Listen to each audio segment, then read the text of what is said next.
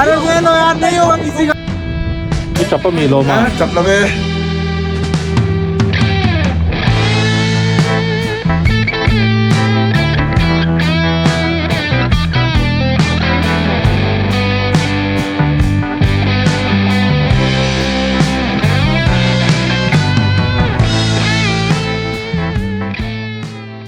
episode 6 na khan hanle kan thlen na te kha kan ena khata khan thil poimo tak mai soi swal kalo nei lo maya chu chu hanle rcn na kha khovela sang ber ti de khan kalo soya kha kha nilavin asia khomol puya sang ber alonia fit sing khatle sang liya hanle kha kha rcn na kha a om ania ti chuan khovel angjong chu chuan aparukna alo om ani ti chuanin khovela pakhat na chu chile rama oma chu chu Tokyo Atakama Observatory anti ania ande slang dunga a oma hei hi fit sing khat sang ret le zanga a rcn na a om ani chu chu ka thil soi swala khan thlir tu mi puiten in shet them na karon dila kalo soi swal lawa ka kalpuiten khovela sang ber anti te kha ka benga arive rengsia khang zong zong nen khanin kalo soi swal pal lau ani ti kha karon soi dua in ngai damna karon dil ngal ani e ti chuanin he episode hi kan kal to na zong zonga chuan apoimo kati ber ania umlingla kan thleng dona fit sing khatle sangkwa kan lon chho dona thir tu te khan atop thleng min lo en sak le ula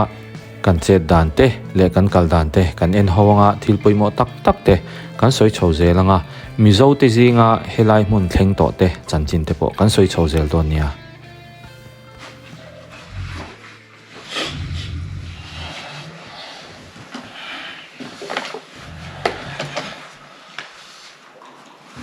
phục lợi thạ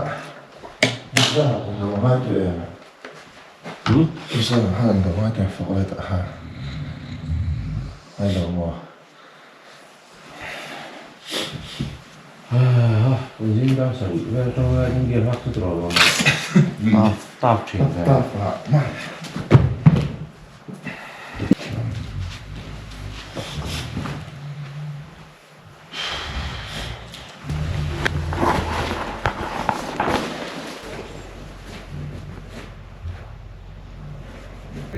zing dar etnia hanle umlingla kal turing kanin prepare meka hei hi kan thlen china a englo a hmor bong na turang khan ta apa khi chu kan le to dona chon umlingla hi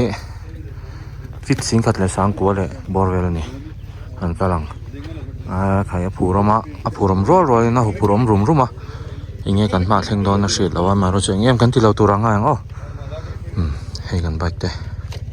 hey, now show you boga. Boss, we're ready. Yes. Ready. Chắc cũng tốt không mày. Rồi thôi chắc không. Chalo chalo. Hey, kan hotel, kena hotel Ribo. Hotel Ribo in Kenjon. Kasti karta in nozong vedonia.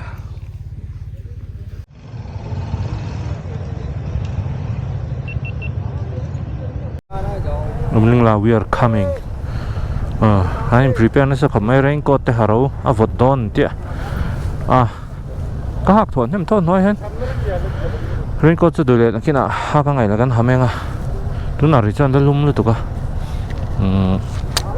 lum vereng tho ti hian chuan kan ka lang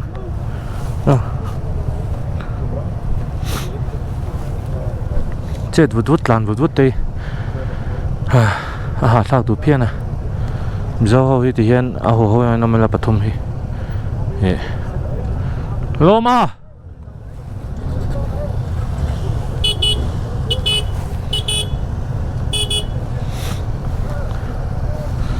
orang kalang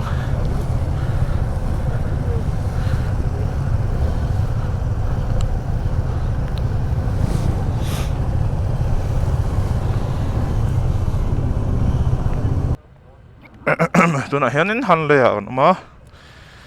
riêng đó tuyệt nha cho Umlingla em Uncle Don ni kon tumram Umlingla ania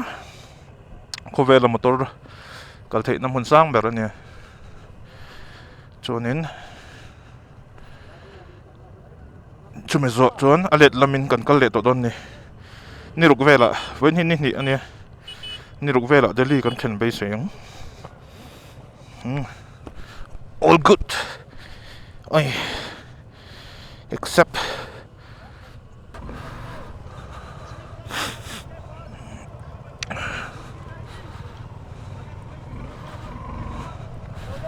ini himi zo Pathum 2021-22 Pathum kan lo oma sai don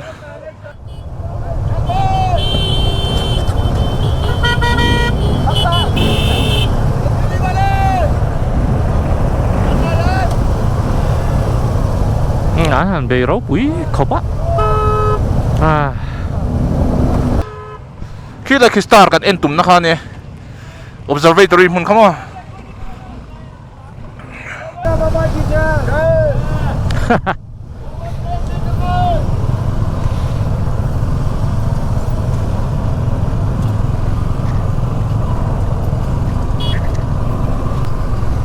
Vâng chú cái energy kan save to teng vai ho la ka in so of vel va ka pe to la offroad tan tan the si lo kan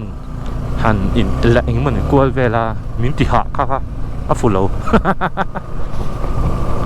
chan chu Umlingla kal tur kan ni box here Umlingla phe chu aturuang renga chu wang chu in reserve de hek tang energy khamo offroad ta han ti vel han jump vel va khi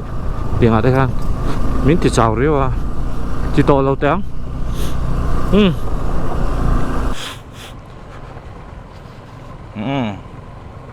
kan ma le tlan histan ati thina khal chak ve thei ro khop mai ke mani ti lo acho di atlan thei ve ber pon niang John number 2 in tech eng lo omboka kan sweeper an hire mo chu pa chu khal thei am khop mai akal thang boka Ladakh ka hian voi som ni bor vel akal to ni khi lại khi này con star kan entum na he mum liang pui khi mo en ma amun han fan man lo ha ka lau tu ka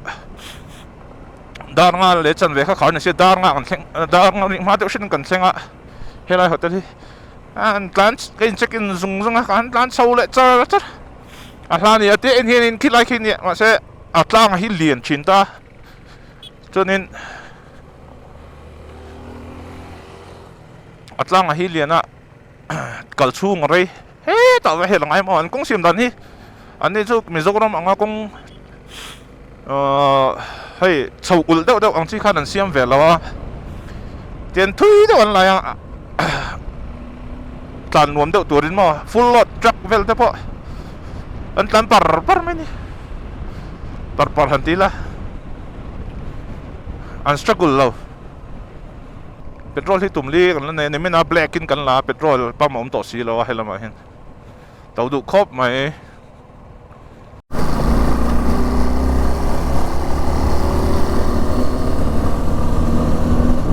hei han le khuan ya guest house city na oma homestay ti vel chumi ti lo hi chu hei han hoi vel la mishing pa ngai han om na hi chu ti ang khotero te ne thi la om vak lo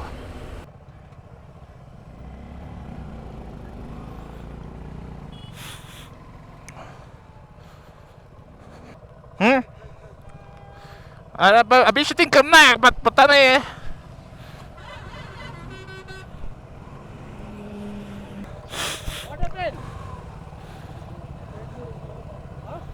lan hianin kong chi san san o man tia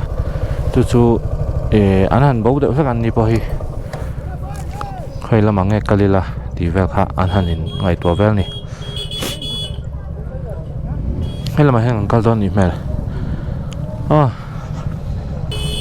chalo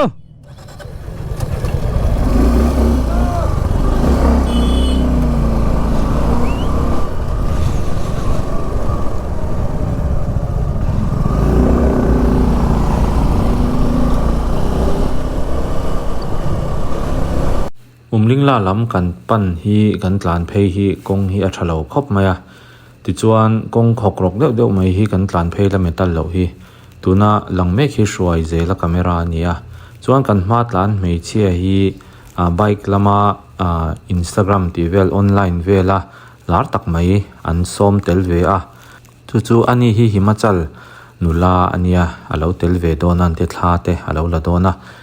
ti chuan ke hi kong sira ka phone ti tla hi mang ang tak main ka lo dinga hruai zela la hian a hrelo min han tlan pel wanga ka phone kan thau lom le ka phone ka thawa hei off road section hi om ve mo alo per thade a chuan ka mong ang man lu tu ka chuan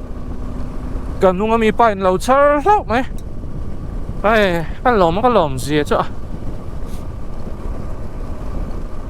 vua chi to lo senang amalam akan tlan mo than lo la chu an tlan chak ve de bok nen mai ho off road an tlan thiam bok si lo wa malam tlan lo chuan no ei ka lom rap chau tu han rap ke phang ti ka sao to te reng nen ai voin chu in ti ha vak chi pon lo ka ha don in ka thretat off road ta hian in ti ha chuan mo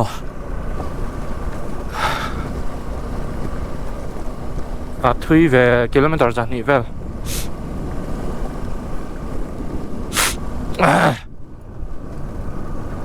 ka nara pinga o nako ole kan thlen na hi chuan in signal chom kher lo mo kan nar hi ping deuh thaka chumle a remote lu tuk to kita a remote to mo luang chuan in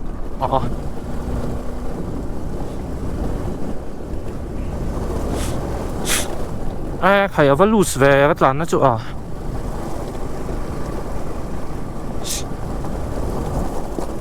yo aro loose tuk kong kan putara chu avaron tlan chak ve ka tlan chak pe to lo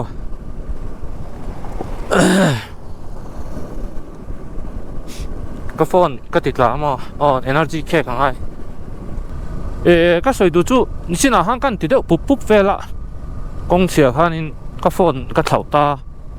chuan khatia ti deuh pup khanin energy a he lu tuka nimin te pok ka chau lu tuka asan chu oxygen at le mem wang hian hip tur kha blood oxygen kha alo deplete ve thin ni chu khamini wang khanin tunrum chu ka energy kan save deuh lak teng ate umlingla te ni don chia thác lâu lắm hay xoay dễ là té chọn vài hậu số mấy chiếc mà ăn bùa mấy chiếc bạc hạt áo mà bùa right lon lao ăn phi chung mà anh mong trang in energy reserve về in kalila anh ăn địch dọc thanh chút tiếc anh tỉ lâu chọn in cái nào ăn bùa anh cần là tủ lật thui xiêm mò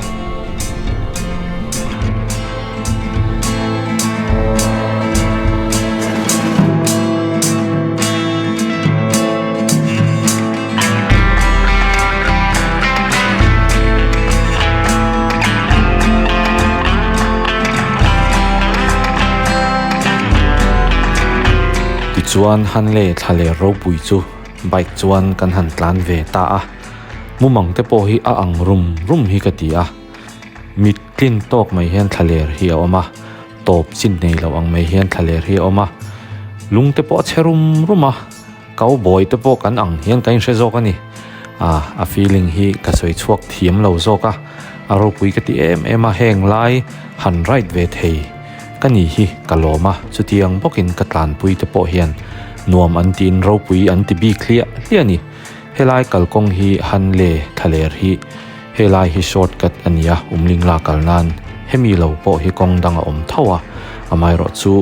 kakal le ngai ni pon umlingla pantur kaloni ani pon helaya kher hian right non le kacha kani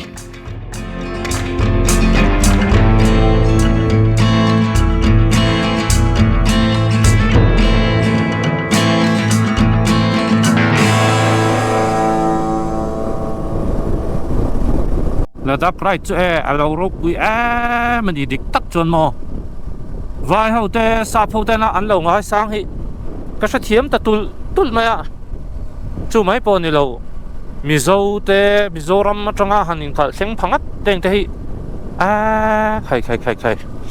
alo hau tak tur ji hi ka sha thiam phatul tula chu mai ba ka pu rem thang a phei ka chu 150 amani chau khan a thlenga 150 bike khan bike chak lo phei chuan hau tak dan tur ji mai chu ka sha thiam tul mai an ngai sa nom hi ka tul tula Ladakh Ride ve du ane pe mai hanin ti ringot hi eng mani lo ti sangot hi ani lo zia chu mo ui takani mental hi a khoi lutuk to hey ril rungai to 99 Mizoram train lo solo ride don phei chu ni la i mental kha a khoi don ani i theng em theilong em ti la kha i ril ro om ta ke ni te chu hei tian guidance noya group a kan tlan ta bi nge thileng kim kha alain organize jok ta ni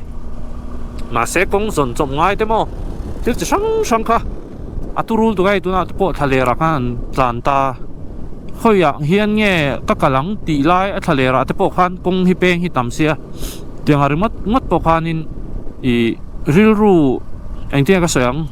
mentally fit lo tan chuanin i a har don ani tiang neu kha chuan tu na he ka tlan chak tu mi alowa ka energy hi ka reserve i asan chu Umlingla hi asan to em wangin i muang changin ha dam deuh thlen ka duwa nimin ka ti deuh pupa hei bo ruak hi hip tur tlem to wang hian chuang chuanin hei loma peisian loma hi ati vut lawa a peisi ngai ranga muang chang hian ati dem atian atlan renga a thleng ve zela ati vut lem lawa a khaldan hi zia phian ani chuanin uluk teuh khan thlengai ni en teu pui mia nio mia a moi sin no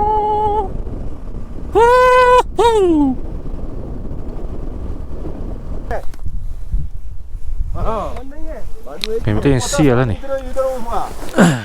now sel te pani en thagan le zonga an chong Umlingla hi ta hen chodan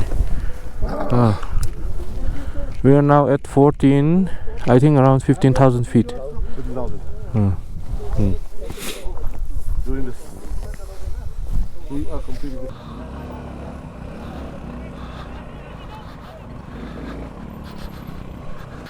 thalera Hnimte hi eng angen ni en ve shum shumang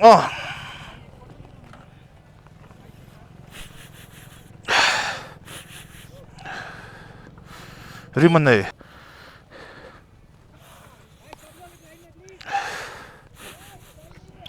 thi hi ni hei rim ma mak lutuk hei omne baka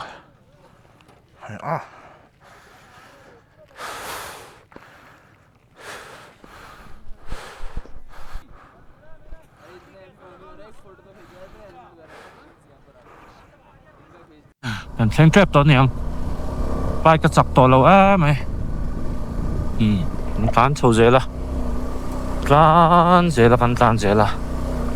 ol pa kan pathian ne le ba siam tu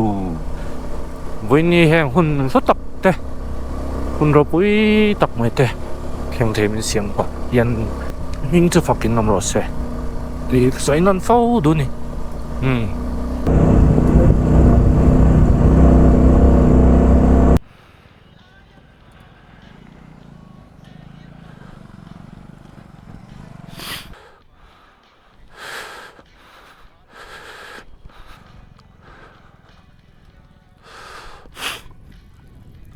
so lai tong song kanong kalphaya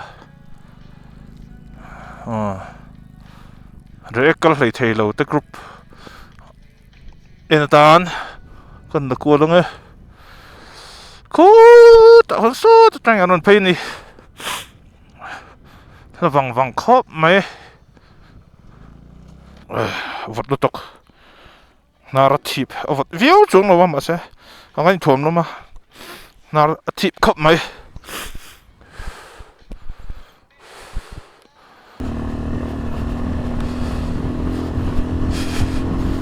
phê lá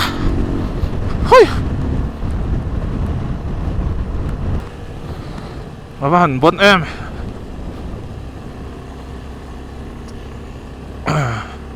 mà sen anh có ulu cái này hay ngăn tlang hông hiểm mặc lụt tục machine hin claim na chung hian sarkar lain anh có lục bok khai that gear pun pot na thei to lo ra nang chau ve tho chau ulu tuk lo sang to tuk kanam na hi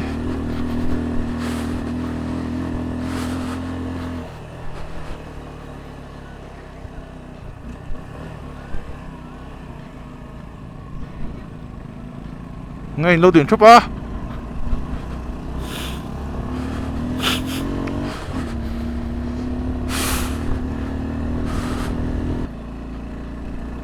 anh nặn về hui hui heo overall giật mẹ về bạn tranh sầu tàu mấy đón một cái tia anh là cái vòng vòng mấy à còn lâu lên thì lâu nó xăm ấy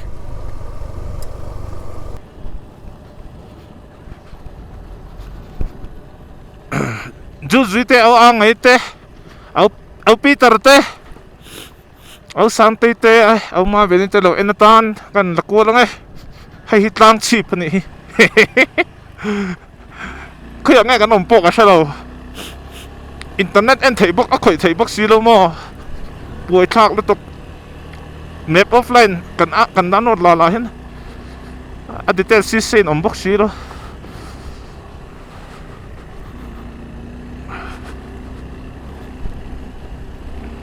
helai kong te hi kan han post zoi anga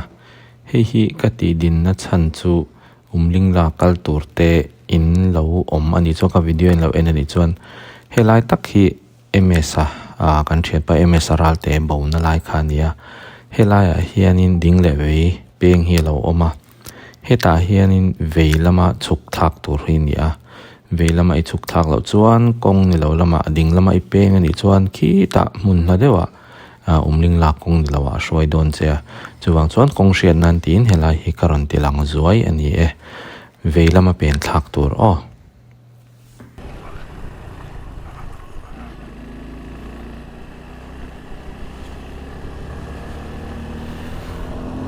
tham mình là lấy ta tu na hian 16,025 feet sing khat sang ruk le zani le somnga kanoma se ka sana hi niam thret thina feet sing khat sang sarivel ni ka ring zoga ka sana hian ate niam thret zela som za zanga borvel hen te niam thina ka zelanga hei thok hei jet vut te khateng chi kha ti chi lo lu tuka than chu te kan ti chuan kan boy thei ni avala sa fe male kan lakal vong mai ku ta kan chuka kan chho le don ang hle mai kan thleng to mai don mo ka te vur ni ho hei chu vur ni lo hei tui khang ni na em tui le to ten ni ho phun anh mi đâu này vur thà vết shooting cái này lại đó nên ông này phải vật tập về lại chứ raincoat cần học nên mấy chỗ ngày tổ mèo thầm nó lung đắng học xả bị thay tổ xí lâu đó xong rồi mình xong thum phần hình nhá vật chặt tổ khóc mày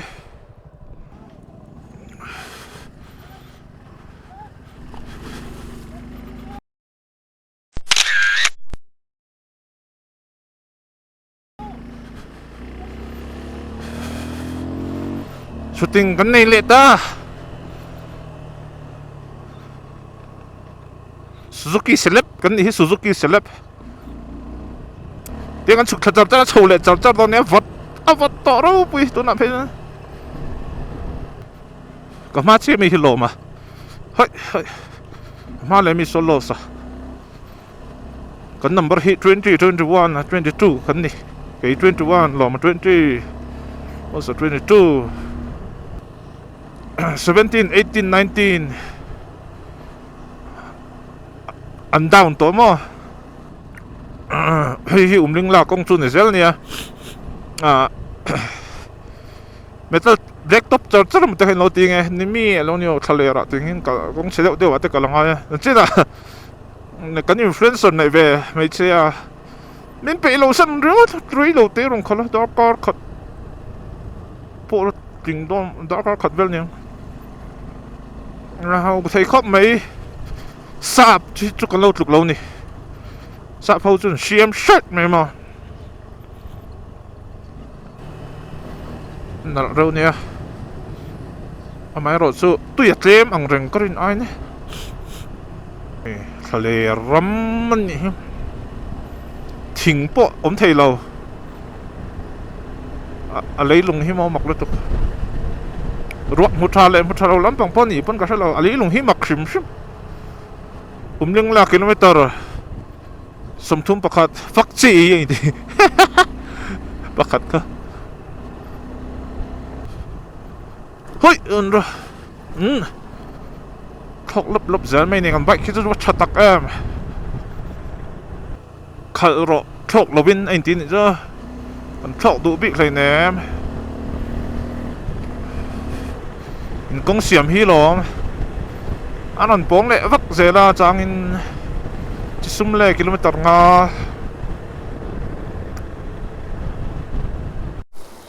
kiki ta ki sakaranom hu hu hu hu hu hu hu à là thôi hu hu hu hu wild horse anh kia anh mới tục chal sakor khác anh lá nè sakor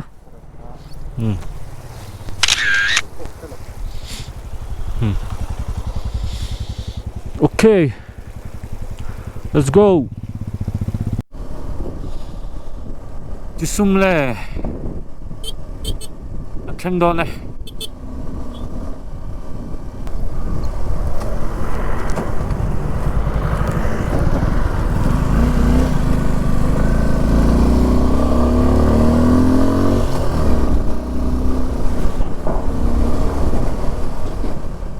helai hi chi sum le khwa ania chi sum le khwa tang hian Umlingla kong peng tak tak hi ain ran to a i hemi han le atanga ikal du lo ni pon nioma khwalam pang atang pon shortcut in ikal thea helai hi apeng a junction ani wangin helai a hian signboard alo oma chu Umlingla tiang ta khana lo in je ka mun thren khata hian ani lawa kha kan thiat sol pala la oma ti chuan helai hian kan in ngak kom thina helai hian in chol na te oma heta tang hi chuan Umlingla hi kilometer somthum borvel chau ani to a chu kan thiat tan karon soi ani e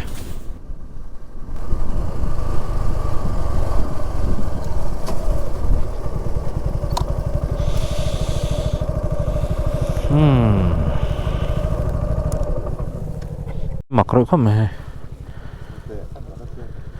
trắng thì hi xuyên mà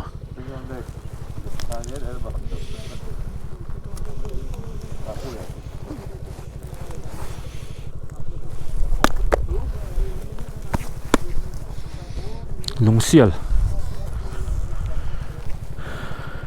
là cal tour anh sút pel số mình so anh cal súp mẹ Umlingla hi kilometer somthum vel loma Guys, get up!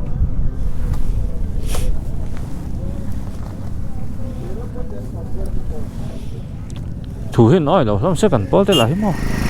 ka lang ule ti po hian in an che hei thei lo thin ni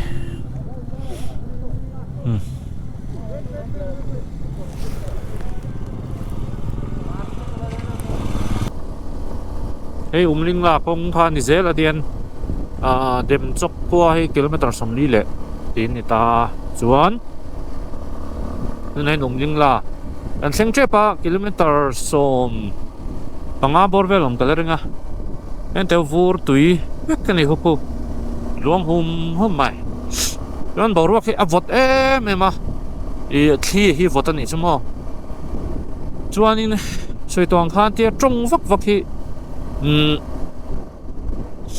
oxygen ka pai nó cho cái trong tầm vóc thấy đó rồi là cái trong rồi rất là ngoài đó boss có hi chào được đó mình nghe khá gần lạc sập này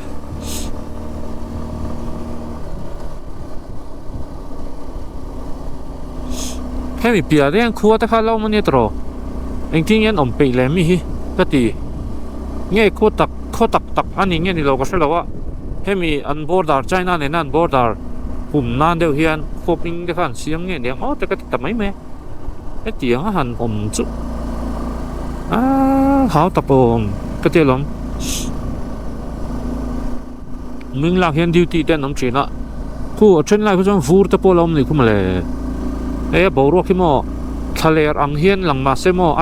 alung đâu ang này lăng á vọt ra pha cái này hit vur vậy vur cái hit through fit sinh khát sáng sari gần sau đó thầu dễ lăng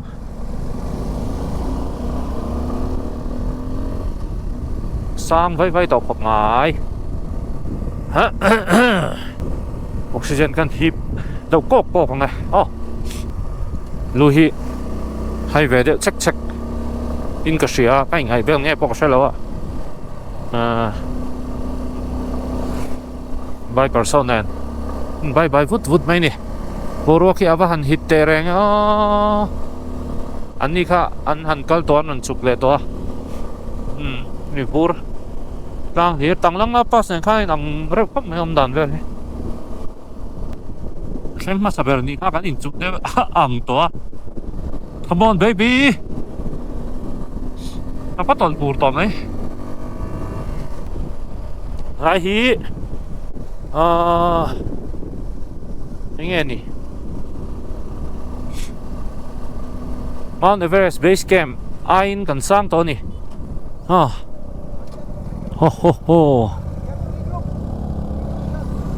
วันนี้nó mới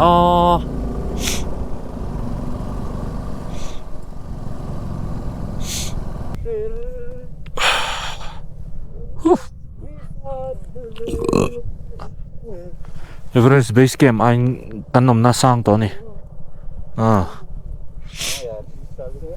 Claim là buổi về lại đều nặng thì na trên thế vậy khẩn thì lâu tôi còn lâu lệ toàn này mà lại như sống thum vừa gần nè ba hi khẩn đàn chút tí khát tí đâu group ride gần nè phim khổ ngay hình họ com gần ngay xìa dân đủ thuốc gần ngắt chỉ bằng đó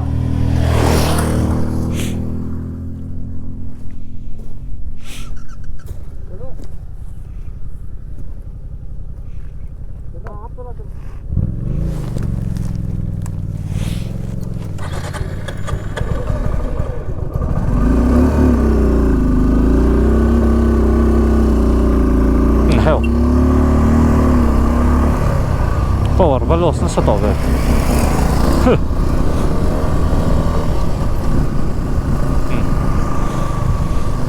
Hala. Bike John power loss na sa tove. Third gear. Bon gan tlan che đi. Có đi nang ka buai lo he mà hey. Buro ki kan hip ko ka buai lo khop mai. Hell. 19,024 feet. Heo cần vắt sáng tổ về các sân ấy địch lầu rén gì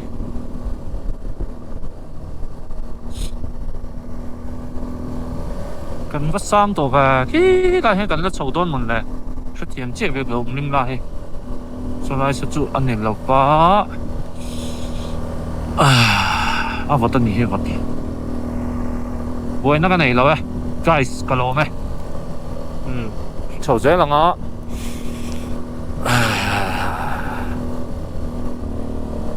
second gear pun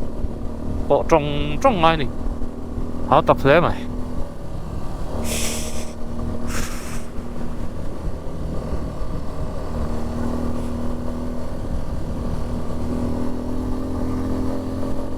motor po tan thầy to lâu sao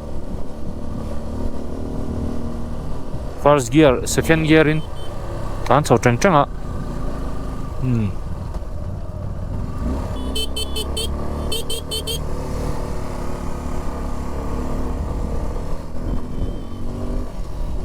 Ôi lái tập kinh nghiệm nhá, Umlingla lái tập cái bộ cho cái lo.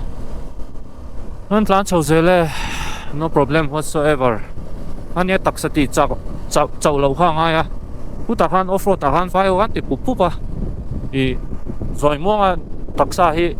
nghe tập sa ắt chầu lâu ai này số. Chết vụt vụt đây cái tiếng ca thì chỉ lo. Làm chip cần sẽ các hạt học hấp dọc cái cái bộ. Rồi dễ là xoay liệu han. Nó hẳn hít vào là sang lon sang dễ là lon sang dễ là nó sầu dễ là ô nó sắp bẹt cái tan này thanh nó sắp bẹt đó này mình dâu bánh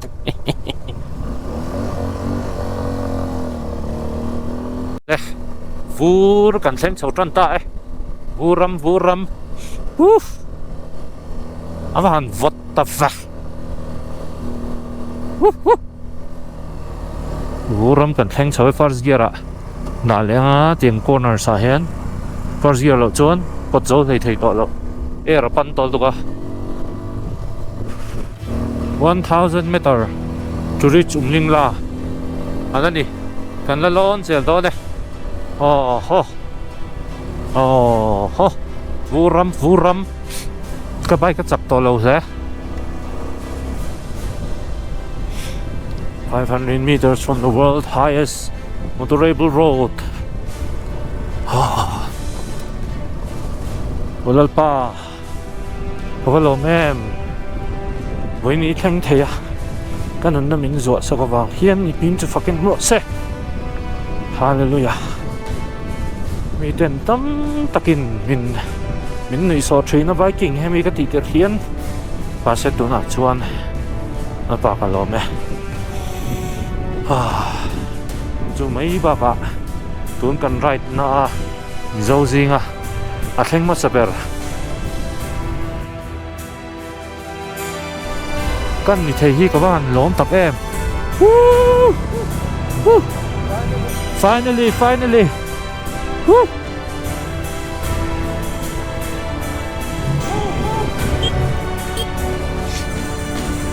ha Umlingla kan tenge Umlingla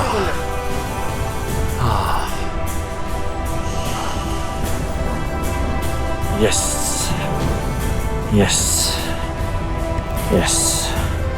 napakalaw me finally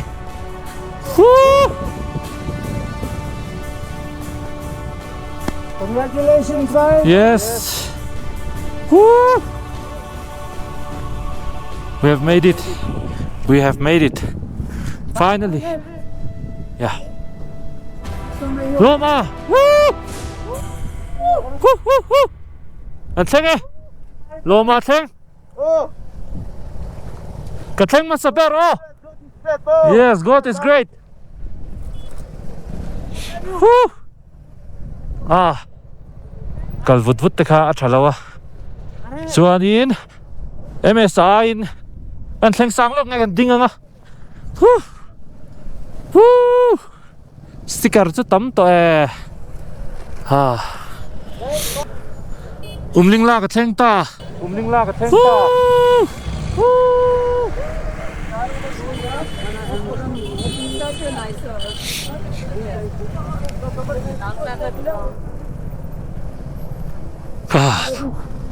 Get it? Yes!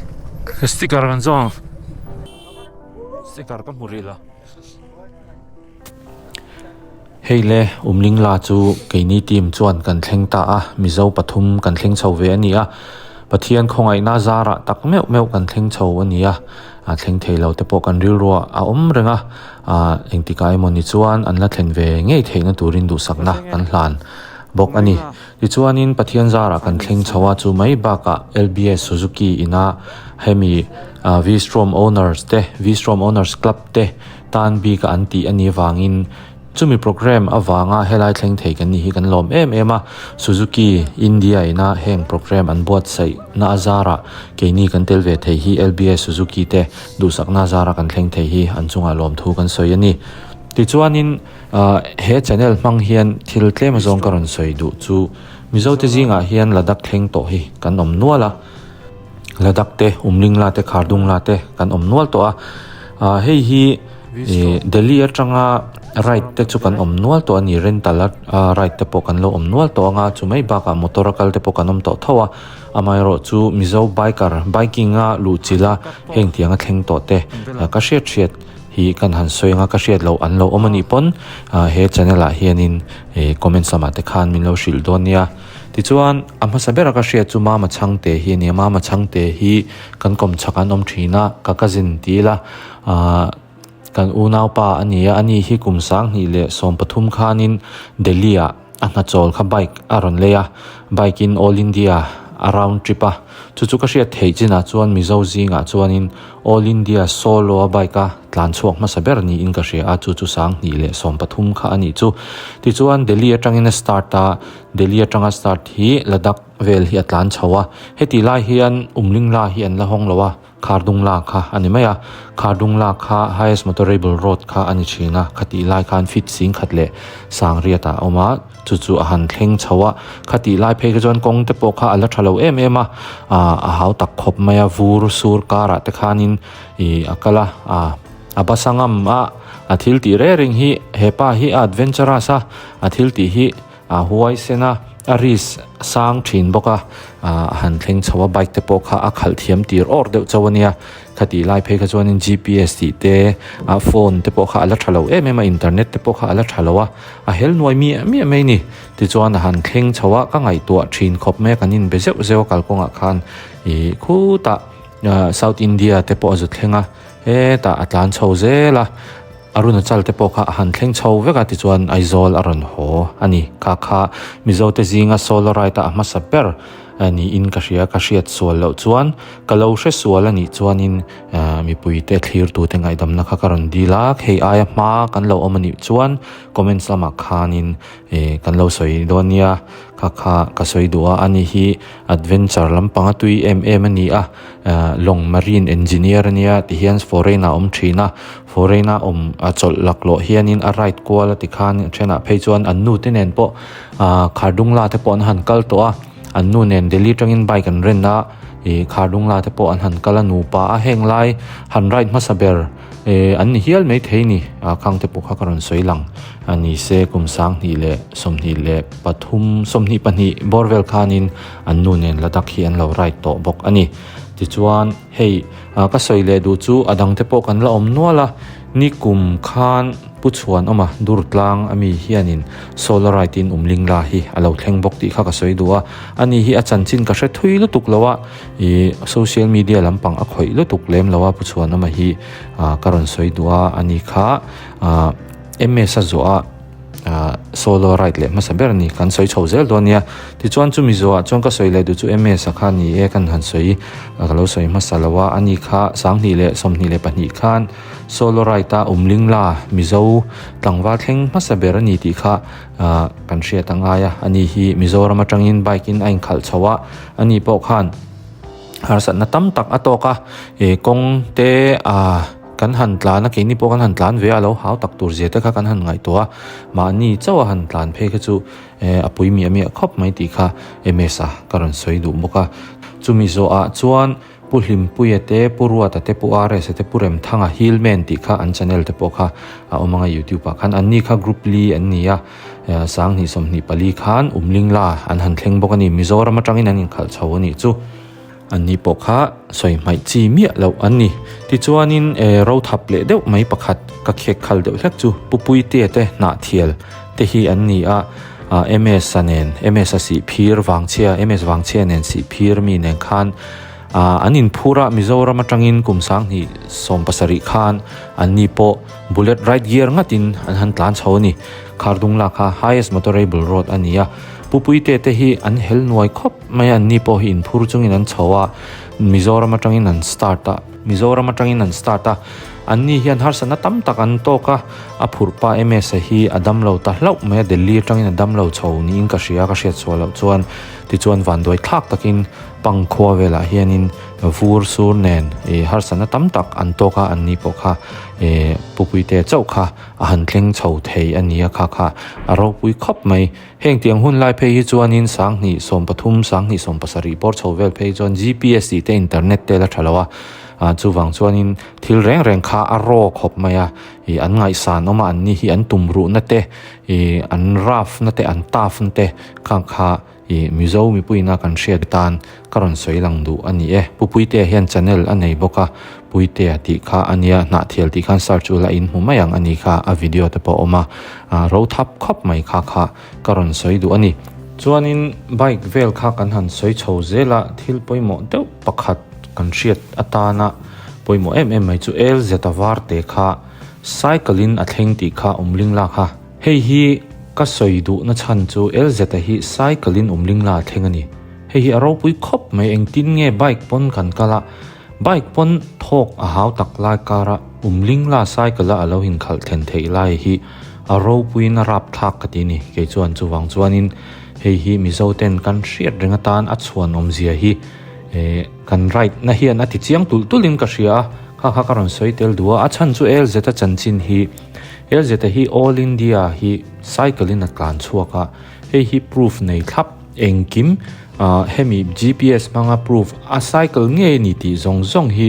proof oma sarkar hriat puina thlap tenen le chu mai baka ani hianin Asia Book of Records Asia khomol puya po record aneya chu mai baka chuanin India hianin India Book of Records ti oma chuta chuanin elzeta ming hi oma hei hi namdang po India ram mi le sa po aniang chu hemi cycle atlan chuaka umlingla han kal le kher hi ani lo hi an om lo ti kha I mi puiten hriaila chu om zia chu ani chau hi cycle atlan chuaka proof nen thapatan hi mizo pa ani ti kha thlir tu mi puite khan kan hriat atan a tha a kha kan hrengreng donia aro pui a hei hi soi mai chi mi alonia bike ni lo ma se bike ain hei chu kada sang ani chu mi puite khan kan lo hredonia lz avarte mission vengami ani kha ti chuan mizo te hi pathum kan thleng chowa kan zingami msa kan ti ron thleng ve thei talo khami himachal tira thleng thei lo dam lo ta kha anni po hi an lo thleng chho ani oma an nu pa in kan shewak lowa an right hi grupa hian ron post thadu lo khop mai an hu pon ka haw deuh shepa kan teammate ve si kha a soi thadu lo khop mai enge soi du lo chan te pon nei ni mai the ka shelawa an nu pa in kan kal nu deuh lok hianin an kan kal nu deuh lok hian umlingla an lo han thleng chho le an suan om khop mai ani po kha delhi tangin an nu pa in an thlok chho kha anh ting en kal dan tak po kha ka hrebik lawa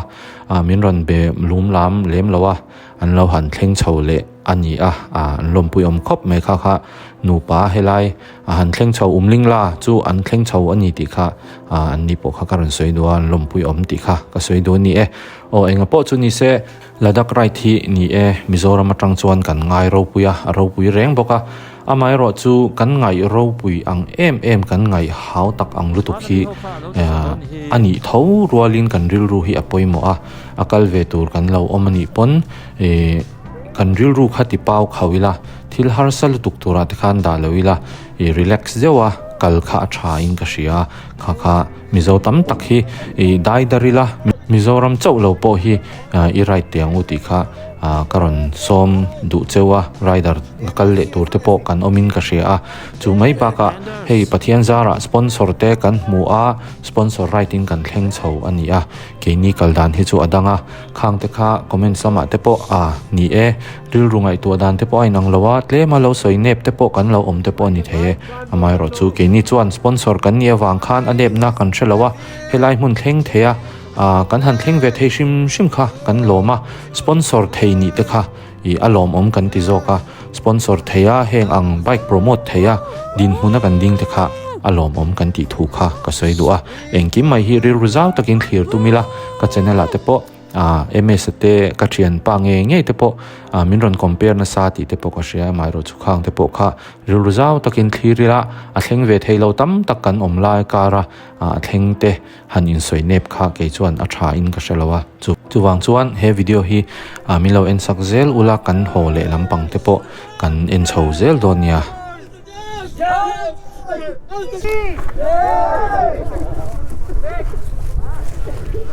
MS sticker kan bel thaleang ta hian kan bel thaleang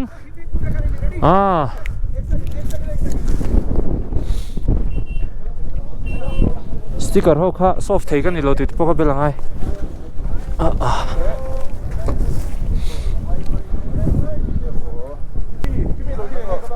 soft thei kan ni lo ti kha mai lo ma soft thei kan ni lo ti de kha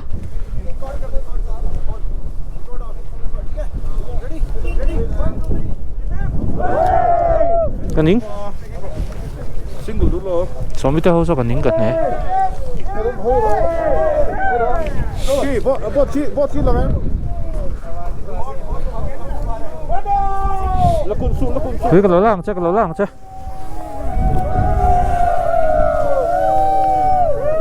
ikat ke kato na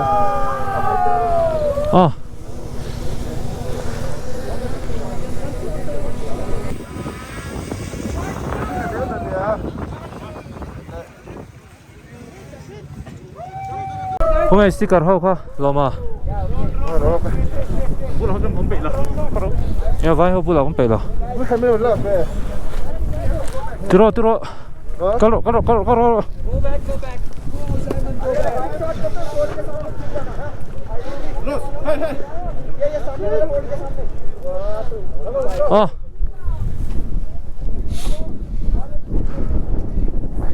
kha mi lo lak vero tite char mai don ya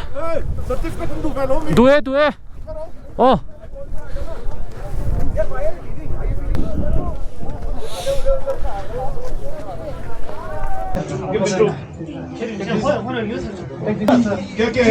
show me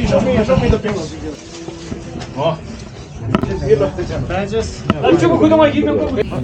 Guinness World Records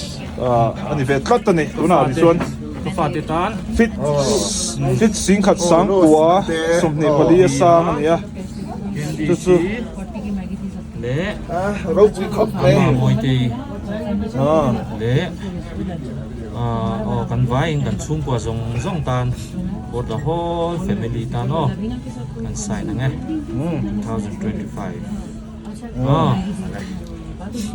เฮ้ยมีกับรู้หรอกนะเพลงนี้ให้ช่วยเจริญแท่งนี้ตีค่ะใส่เงี้ยง่ายนี่ใส่เงี้ยลงพอแท่งเงี้ยเทียนซ่าละเทียนจับอะไรกินให้กับทิ้งกลางอีจับปะมีโลมาจับละเว้ยอีจับปะนี่จงใจนะให้ชาไหมจังนะโลมาจับชาเป็นเปียให้ทิ้งกลางเริ่มคุยเต้เริ่มนมาเต้เรากัลเวทให้สีหรอปะไอโออินกันเบลังตาเฮียนอันมิงไซน์นะเบลังลับสติกเกอร์พออันเบลังสตรอมลับสติกเกอร์รีโคฮาร์มุตกา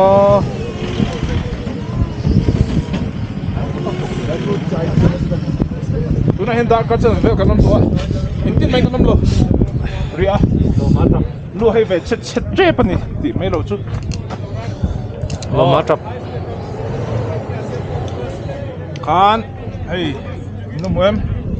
อะไรไม่ทราบจัดหมดโอ้ยWorld Recordกันเบรกบอกguys เฮ้ย World Record เบรกกันนี่จวนวีสตรอมเขาบอกจิ้มติดหลังคนเลยได้เองเหรอคะทีชัดค่ะหันขับรถกันขับรถไงมาดูเฮ้ยให้ไรเห็นป่ะเขาเป็นกาแฟสร้างกันคิดติไม่ยังอาชีพเป็กเถอะตัวนั้นให้หนุ่มลิงลากันนะมาเขาเป็นแล้วเดี๋ยวทีก่อนทีนะมันสร้างแบบนี้จวนส่วนให้กับทีเชิ้ตเนี่ยอะไรให้ฮีSVR เสียมทิ้งไปไงนี่ทิ้งกันทิ้งทิ้งทิ้งซาระ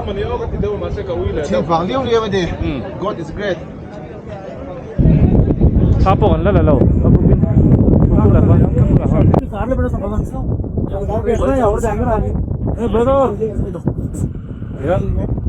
No?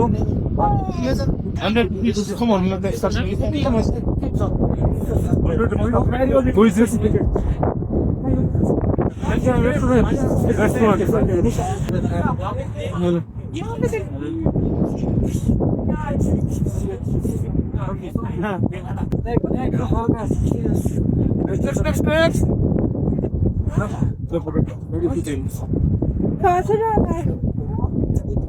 Next. Ladies first. Ladies first. Not all the ladies. Okay, that's protector. Go. These are your friends. Hey. Yeah. That's your manner. That's your manner. Where's your manner? Please. Please, Mizoram, bro. Let's go. Mizoram, bro. Let's go. Yeah. Let's go.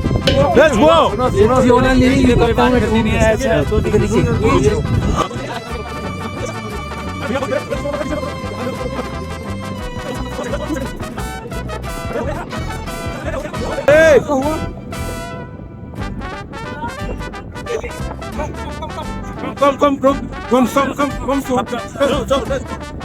No, आप लोग जब वेट कर रहे हैं आप लोग कुछ नहीं है ऊपर सब लोग वेट कर रहे हैं मैम सब लोग वेट कर रहे हैं सेल्फी के लिए कोई आए चलो भाई लेट्स गो एक मिनट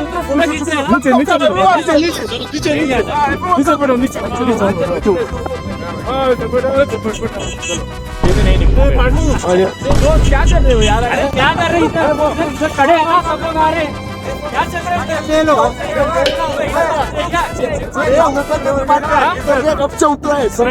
पहले ये कड़ा है समझे पहले ये कड़ा इधर समझे मैं ऊपर नहीं गया यार झगड़े में तो उनकी फोटो निकलना तो 4-5 फोटो हो जाता है ले लो यार अरे ले लो यार नहीं होगा किसी का भाई पूरा दिन खड़े हैं तो इसकी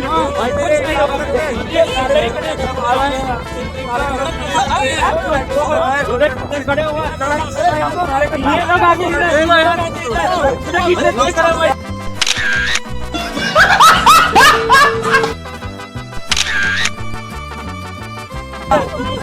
अरे भैया नहीं हो रहे हो गया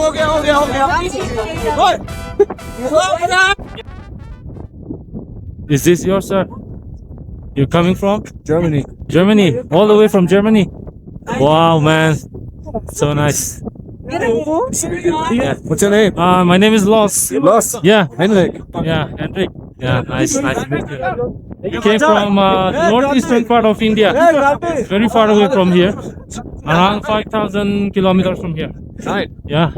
Okay. So you don't feel nothing? The heart? It's okay. Yeah. It's okay. So,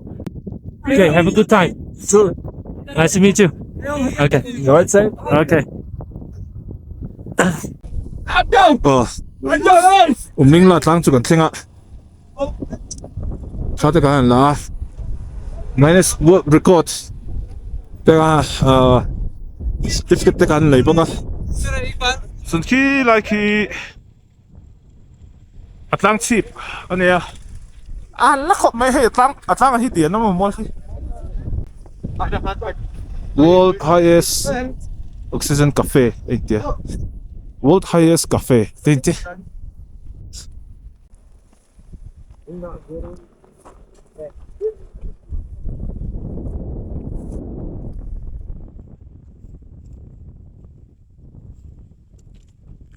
kami hi Buaina ania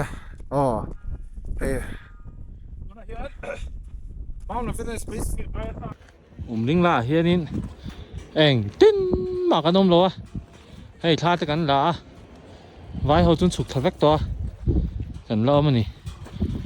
ase ke pen deu vut chuan in tho chu cham ve thei deu rewa Buaina chu kan nei lo khop mai hei thla te kan la vela Everest base ke mai sang fe vur hei vur kan thi kang จังราบส่วนถ้าฝ่ายลุงมินเราคนรถเดียลิงลาลุงกันโหนัง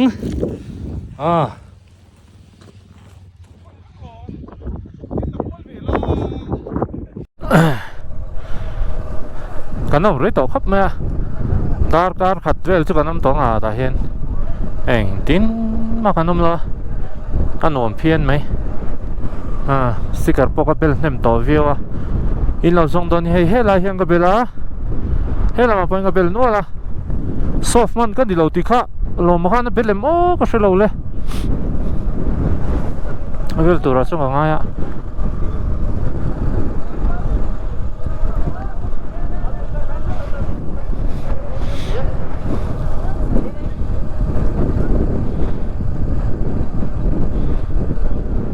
โลมาซอฟมันกันนี่เราติใครเป็นเล่มซอฟใครเป็นเล่มซอฟมันกันนี่เราติใครเป็นเล่มเราละอินหำไม่ได้เราละหำเรียกสุดแต่ไม่เสียมเบลล่ะกันไอ้เราตุงซอมินเรียกสุดก็ดูลิงลาจังจวนกันฉุกทะเลตาเฮมีฮีเมพิกรันตีลันดูชันแค่รจูอัตลางรำเตอัตลางดุงเตอมดานเดกันเชียดนานกติเฮมีกันกัลฮีกะอนนะฮีจิซุมเลจังคันกะอนนะลิงลากะอนนะจวนกันโฮเลลำปังเข่งกะอนนะนิยมาลำปังกันปันโดนะลิงลาฮีตูนะเฮียน World Highest Motorable Road อันนี้ตัวเราเตียสอยฮีอมาไม่รอจูอัธาร์อันเสียมจอกลิการุมิกลาฟุกเจฮีละหนนั่นละนี่ละวะกงฮีอันเสียมเมกะมีปุยโกรธเหินอันละห้องละวะจูวังจวนให้มีวิดีโอกันลากไล่จวนินโคเวละกงสร้างเบอร์ค่ะอันนี้ดีค่ะการันสวยดูอันนี้ที่จวนนักกุมละมาเห็นบีอาร์โอลำปังเห็นอันห้องโดนเอ็มกัชละวะอันหนจวนปะเทียนจาระดำเตะกันนำจวนกันละกัลเละเทยตูระง่ายังจู่ๆการสวยเตลดูอันนี้ที่จวนลิงลาลำปังจังจวนกันฉุกทะเลตาจิซุมเลียเฮียนทิ้งปุยกันอีนัง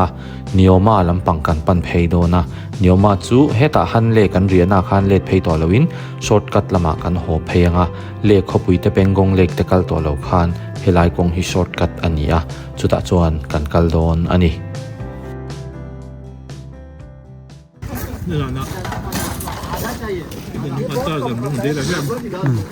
ทีนี้ปนกันห้องดูลมก็จะไปดูแล้วว่า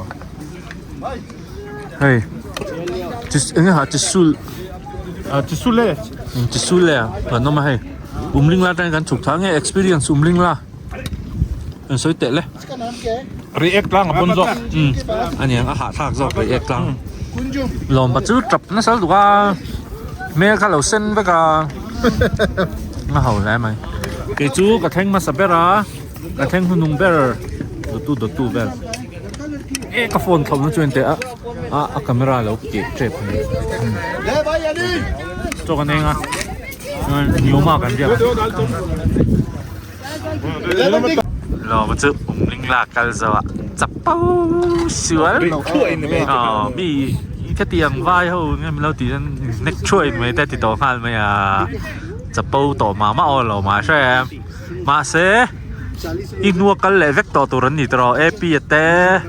สาร์ครีซีเตเขาปกกันตอนปนเสอีกนัวนั่นช่วยเวกนั่นช่วยเวกต่อช่วยไหมไอ้พวก MSI สร้างกันกันค่ะชุดเพลงกันดิ้ง MSI สร้างพูดเลยแต่พวกเขาโชว์เราเก่งเลยจะชูนี่จวน MSI เข่งสร้างเวกมีส่งจวนกันแล้วลองสร้างไปรังบ้างกันนมไรเบอร์กันน้ำเก่งการโทรไปเด็บฟักเราอย่างนี้มันนี่ฉันนี่โดนมากันช่วยบ้างยังนี่เซ็นทรัลละกันหัวทะเลแม่ก็กันหัวลำปังที่กุ้งดังกันก็แต่ได้แม่ให้มากันกัลนั่นละมาขันกันกัลตลอดเนียวมาเห็นกันเรียกด้วยนักกิโลเมตรจะเลยสมปลีเวลละเนี่ยตัวนั้นเฮียนชนดานนี่เลยมินิสมปัสรีเนี่ยดานงาเวลาจะมันแข่งมันกับไอ้เสดียวกันการฝนชนหม้ออันหัวแม่ลิงลาที่ประเทศสหรัฐกันแข่งเวต้ากันแข่งเวทีง่ายอย่างนี้ตีพวกกันรินเรากันไอ้เสเราค่ะ กันเข่งเวทเดอร์ไม่อารมณ์เลยไม่อารมณ์ปุยตักเจ็ดนี่ประเทศนี้แห่งหุ่นเข่งเทียกันนุ่นนั่นจะมินเสียมสักว่าอินดีเข่งเทียเฮหุ่นรบปุยเข่งเทียมินเสียมมาวังเฮียนมิงจูฟักกินนมรสเซ่แล้วปากันประเทศมินเสียมตู้ข้าฟักกินนมรสเสติข้าก็สวยตัวจู่เอ็งเก่าสันอังจงมาสวยกันนี่แล้วประเทศมินเสียมตู้เฮียออกมามินมังไอตู้มินเอ็นกอลตู้อันตรงใจนั่นเต้มาถ้าจีนตู้ข้าออกมาข้าอันนี้ไม่จู่วังจวนนี่ดีกันประเทศข้าอารมณ์ปุยนี่ที่ข้าก็สวยตัวจวนให้ทะเลรำรัวกันตลานเล่เบกเก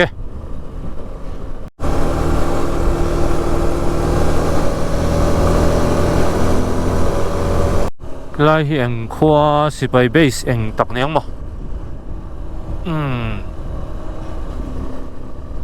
กันสิไปเชียนป้าเขาขยัดเบสตักเห็นมังมั้งกันนั่นตัวก็เสียมเวทตัวเดิมไม่สิล้อ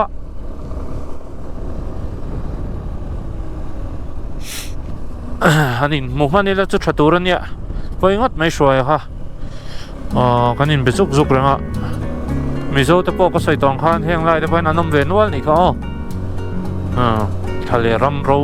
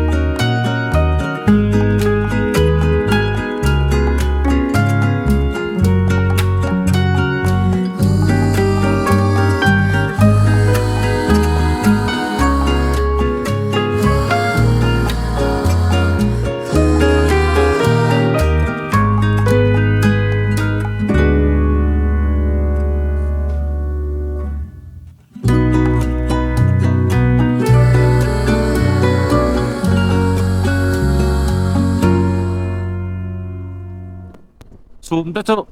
อันหมักรับมันก็หมายรับจู่ให้ก็ไปคุยเนี่ยนะก็เปโตรกูเฮเซลต่อไหมเฮเซลไหมมาสักเส้นไทยตัวละกันไงเนียวมาหัวอันนี้กันมากันเข็นนะตัวที่กิโลเมตรสมทุ่งเวลจู่กันแล้วเนี่ยเนี่ยจู่ไอ้พอจนเต็มผมไม่เท่ากันตามทุกตัวนะไม่ต้องให้พอสอนดีเท่ากันเนี่ยนั่นเปโตรที่อักขตัมเด็กแล้วก็นี่มีน้าเบรกินกันละจู่ฝั่งจวนนี้บอยทักเด็กแล้วกันนี่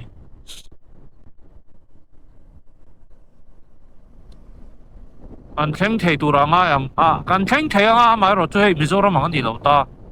ทะเลที่ที่เฮียนอัดจำพูดไหม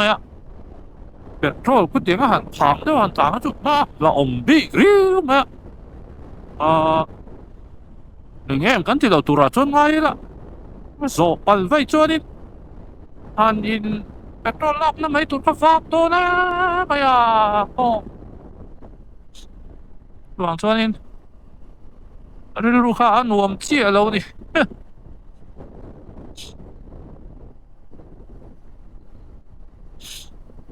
em ngati lo turanga yang tan narmar potela azo thak khen ngan ta na ke ai hip na zok 800 de po om lom le ku to 800 cc ô hey beram ho an lom le to moi theisin beram ho te hi an tam he mai wow wow wow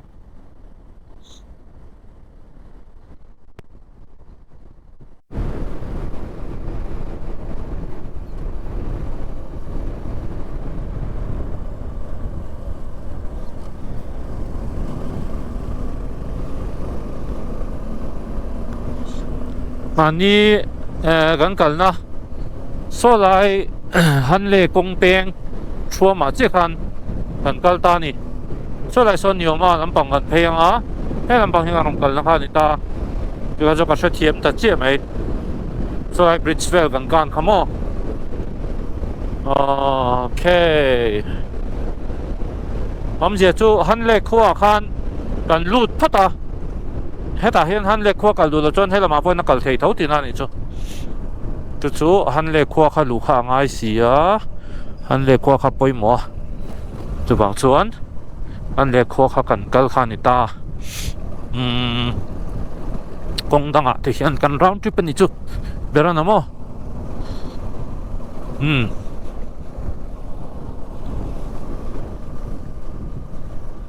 xin này hết kan kual na che kha kan na pang chu heta ni che thiam meng chu mo chu wang chuan ti hian noima khwa fikal pheidon ni petrol la hi claim zek to sia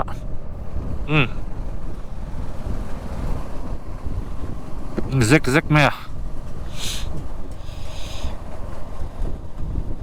khen thei e mang chu mo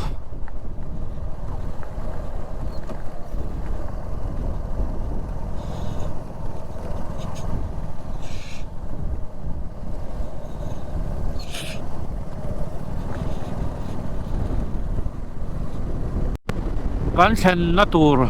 nioma khotlen ma mat ti ko mai sipai pun pui bok ni he bo sipai mun pui hi atam lu tu ka chu wang chon drone hi tho hi an phal lo thina i he wang hian in nia drone ko tho vak lo nu san po mo asang de wa tho khanin hemi an ma ni an satellite action lo tiang ho khan man ve the a chan chu China hi drone na an ang level hi spy hi an lo ching thin yo ma ka sha che tu big lo khong chung bel security wang chuanin heng tiang ha ti hi an phal bak lo ni drone khal vel mo hei chu eng bai nge ni Himalayan hi an bam na so khop mai ha el ti chu ta hena chapi nge ka sha lo an bei lar khop mai lama chu Himalaya tlang dung Himalayan han khal deuh nge kha an ti deuh nge ni Himalayan 450 hi mizo hi Ladakh Ride hi an nam lo in ka sia ma se ride tum chu nam in ka sia ride vat teu Himalayan 450 nge mai khan a chhuak thar khan no Ladakh hi han ride tu la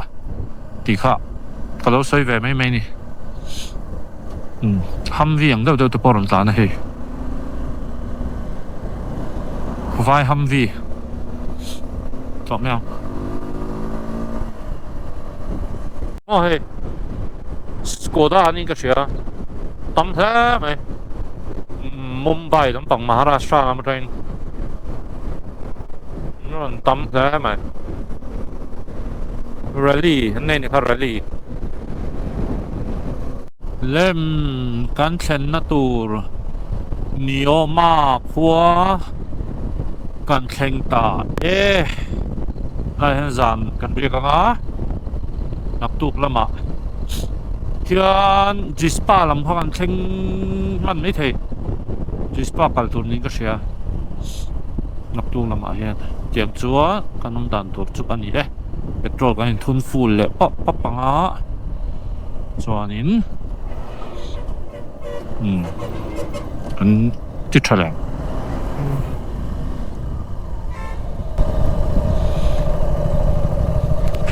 zek to mea den ve to pakatin ni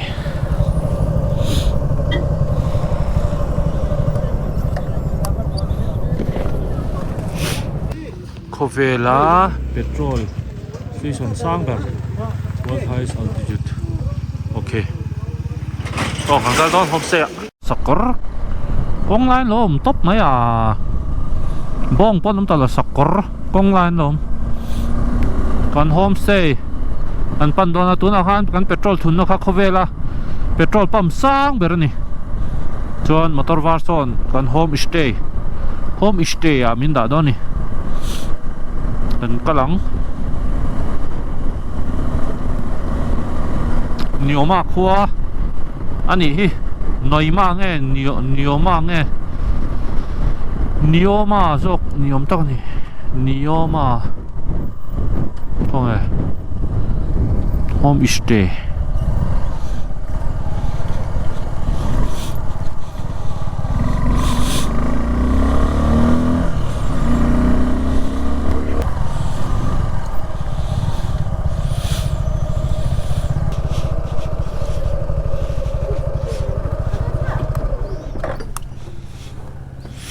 pe kokha pelanga ne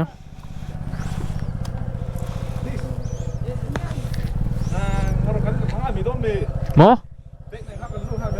khoyang e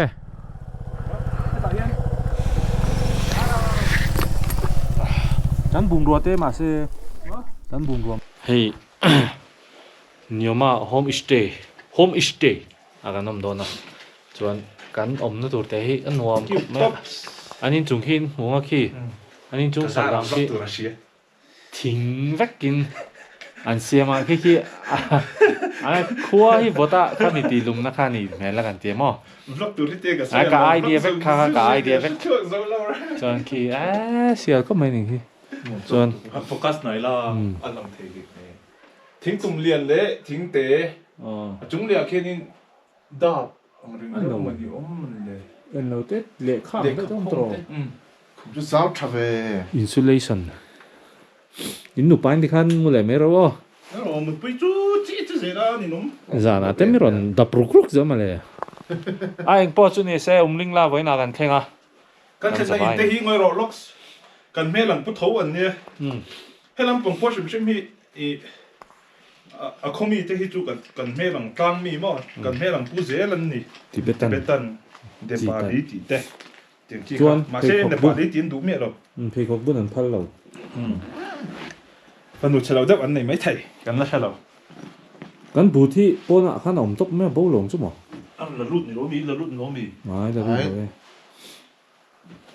chu ka pho ke chu ka thom no jong jong la ke cheng lo han om vek box ya ti ko mo I don't know oh inti fel patang kan room hi nuam lu tuk ai an ma ni hin mu nuam don bi ka an nuai hi lum vek la romantic zai chuan ke hi chu hei ta hin chu ta ka mu don na se lo ma hai ala he nei pin dan to hi ka lo my cross sei lo o ram ri ni zana kan hu te de ron khoi ruk ruk sel me a na po apa zunga zun shopping hin na ron ton hai che ni men o he pa hi chu boy thak de ni a san ve ven sin nu la kom hei blanket hi dil bel la in sin dun sel me ha moi lo ro apa desi be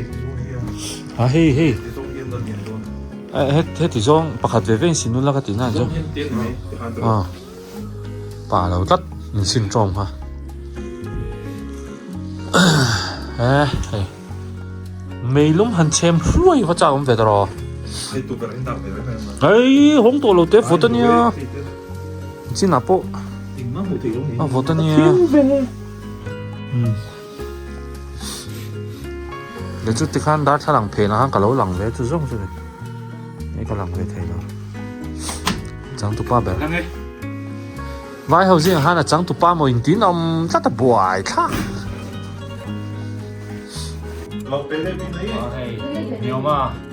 homestay ne nuam kop mai hey an traditional til ga den ne sial lu tuk chok ani don ta hen zan na lu tro lo ma Nuam khop mày. you don't speak hindi nhiều mà cho cái này đón nè traditional traditional nó đi đón khóc này cái dal thế cái curry thế nè cho cái ấy kama hay cái hiện ấy rây berzi à cho hay mà chial chip thầy không mà cho chial đi ana chip boy giờ nè boss boy